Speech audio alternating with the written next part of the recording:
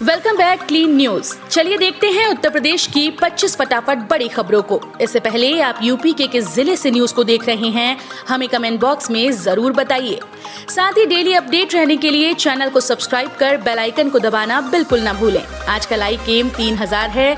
उम्मीद करते हैं आप इसे जरूर पूरा करेंगे।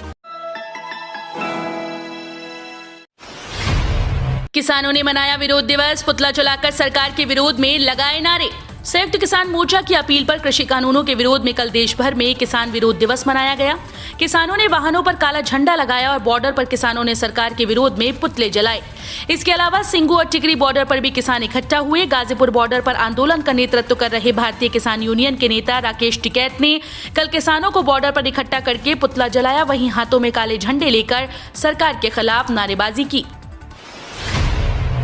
राकेश टिकैत बोले, किसान आंदोलन का हश्र क्या होगा अभी पता नहीं, खेत की तरह करनी होगी आंदोलन की रखवाली।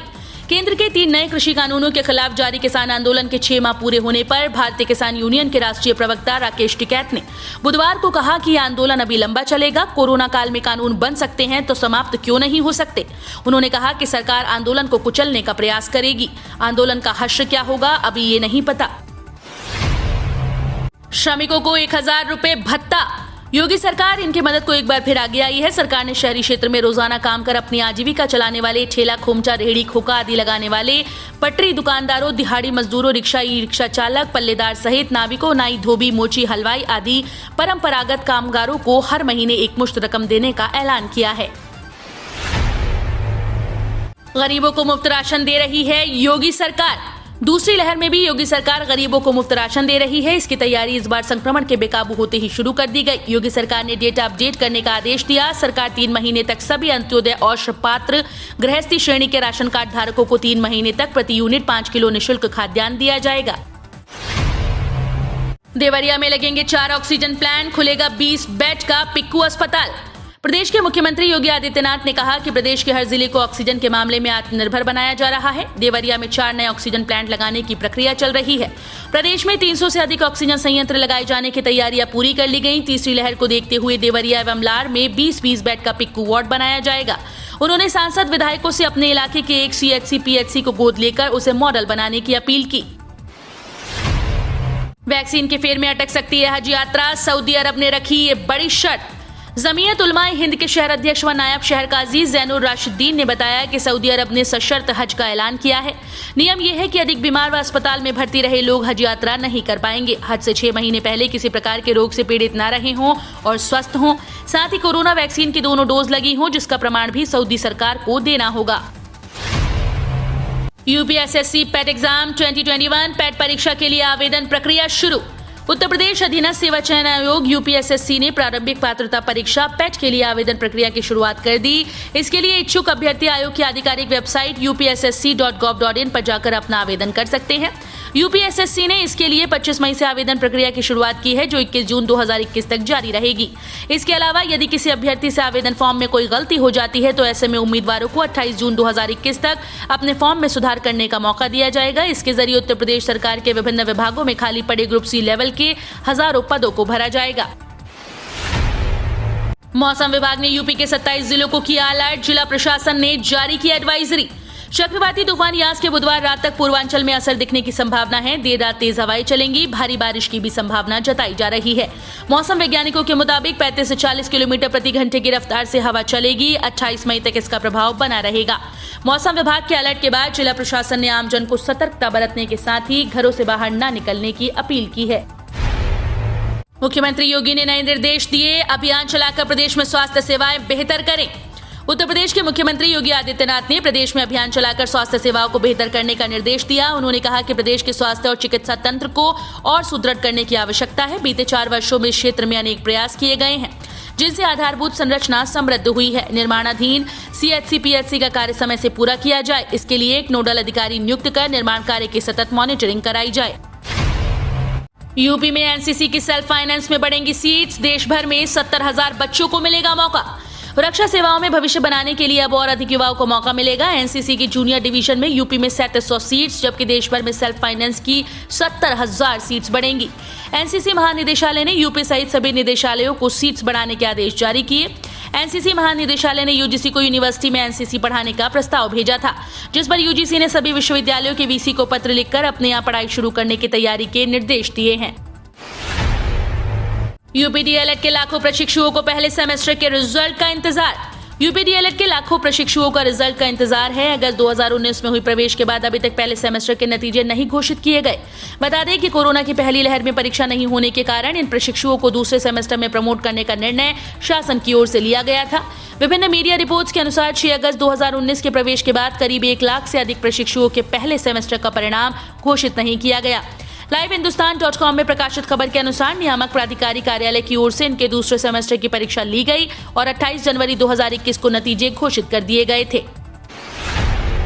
अखिलेश यादव ने उठाई एग्जाम से पहले वैक्सीनेशन की मांग, मिले ऐसे रिएक्शन। दिल्ली के उप मुख्यमंत्री मनीष सिसोदिया के विचार से सहमति जताते हुए अब यूपी के पूर्व मुख्यमंत्री और समाजवादी पार्टी के प्रमुख अखिलेश यादव ने छात्रों के लिए परीक्षा से पहले वैक्सीनेशन की मांग की है। उन्होंने ट्विटर पर लिखा, पहले टीका फिर परीक्षा। उनके इस ट्वीट पर लोगों ने उनके पुराने बयानों को रिप्लाई करते हुए उन्हें आड़े हाथों लिया। सरकारों को कथनी करनी में अंतर मचाकर काम करना होगा।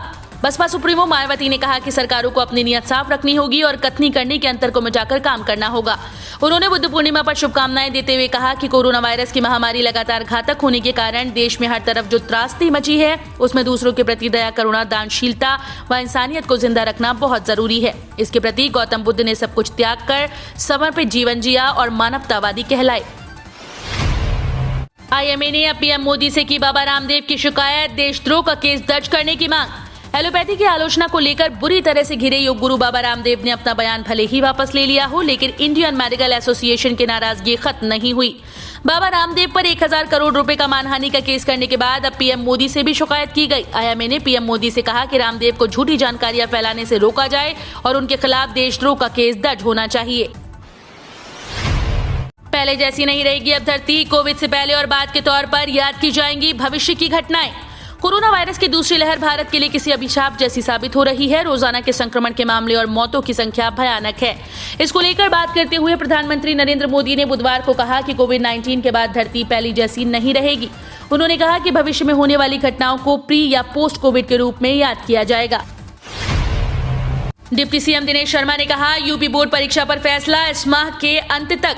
यूपी बोर्ड 12वीं की परीक्षाओं को लेकर योगी सरकार इस माह के अंत तक फैसला लेगी। कोविड-19 महामारी की स्थिति की समीक्षा और मुख्यमंत्री योगी आदित्यनाथ के साथ चर्चा के बाद इंटरमीडिएट परीक्षा के आयोजन पर निर्णय लिया जाएगा। ये जानकारी बुधवार को उप मुख्यमंत्री दिनेश शर्मा ने दी। आधार पर यूआईडीएआई ने दी जानकारी, आपके लिए फायदेमंद। अगर आपका आधार कार्ड खो गया है तो आप इसे आसानी से पा सकते हैं। आधार कार्ड में दर्ज मोबाइल नंबर ऑथेंटिकेशन के जरिए ओटीपी हासिल कर आप खोए आधार को फिर से ऑर्डर कर सकते हैं। आधार रीप्रिंट के लिए आपको आधार यूआईडी ईआईडी की जरूरत होती है। आधार कार्ड के खो जाने और इन आधार यूआईडी ईआईडी के न होने पर आधार रीप्रिंट का ऑर्डर नहीं दिया जा सकता। पोस्ट ऑफिस दे रहा पैसे डबल करने का मौका। आज ही करें 1000 रुपए का निवेश और ले लाखों का फायदा। किसान विकास पत्र भारत सरकार की एक वन टाइम इन्वेस्टमेंट स्कीम है, जहां एक तय अवधि में आपका पैसा दुगना हो जाता है। किसान विकास पत्र देश के सभी डाकघरों और बड़े बैंक्स में मौजूद है। इसका मैच्योरिटी पीरियड अभी 124 महीने है। इसमें न्यूनतम निवेश 1000 रुपए का होता है। अधिकतम निवेश की कोई लिमिट नहीं है। ये प्लान खास किसानों के लिए बनाया गया है ताकि वो लंबे समय के लिए अपने पैसे बचा सके। एसबीआई के इन खाता धारकों को आसानी से नहीं मिलेगा एटीएम कार्ड। एक बार डेबिट कार्ड एक्सपायर हो जाने के बाद बैंक की ओर से नया डेबिट कार्ड बनाया जाता है और बैंक खुद ही डेबिट कार्ड एक्सपायर होने से पहले नया कार्ड ग्राहक के घर भेज देता है। लेकिन अब बैंक कुछ ग्राहकों को एक बार डेबिट कार्ड एक्सपायर होने के बाद आसानी से नया कार्ड नहीं देगा और उन्हें नए कार्ड के लिए बैंक की ब्रांच में जाकर आवेदन करना होगा। ऐसे में जानते हैं कि एक बार कार्ड एक्सपायर हो जाने की स्थिति में बैंक किन किन ग्राहकों को खुद ही कार्ड भेज देता है और किन ग्राहकों को बैंक में जाकर औपचारिकताएं पूरी करनी होती हैं। एयर इंडिया ने यात्रियों को दी बड़ी राहत। 30 जून तक फ्री में बदले यात्रा का शेड्यूल। कोरोना महामारी की दूसरी लहर के चलते देश के कई हिस्सों में लॉकडाउन लगे हुए हैं। ऐसे में कई हिस्सों में आवाजाही प्रभावित हुई है। इसे देखते हुए सरकारी विमानन कंपनी एयर इंडिया ने यात्रियों को बड़ी राहत दी। जिन यात्रियों को एयर इंडिया के जरिए देश के किसी हिस्से में जाना है, वे बिना किसी अतिरिक्त शुल्क के यात्रा की तारीख, उड़ान संख्या और सेक्टर में बदलाव कर सकेंगे। ये ऑफर 30 जून 2021 तक की यात्रा के लिए उपलब्ध है और टिकट डेट में एक बार फिर से बदलाव कर सकेंगे। 50,000 से अधिक पदों पर सरकारी होने का मौका। समूह ग के पदों की भर्ती के लिए आवेदन शुरू। उत्तर प्रदेश सरकार के विभिन्न विभागों में समूह ग के पदों की भर्ती के लिए अभ्यर्थियों को प्रारंभिक अर्हता परीक्षा 2021 देना अनिवार्य होगा। मंगलवार को उत्तर प्रदेश अधीनस्थ सेवा चयन आयोग ने प्रारंभिक अर्हता परीक्षा 2021 के लिए नोटिफिकेशन जारी किया। इस परीक्षा के लिए आवेदन मंगलवार से शुरू कर दिया गया। पीईटी के लिए उम्मीदवार अधीनस्थ चयन सेवा आयोग की आधिकारिक वेबसाइट upssc.gov.in पर जाकर आवेदन कर सकते हैं। पीईटी के लिए आवेदन की आखिरी तारीख 21 जून है।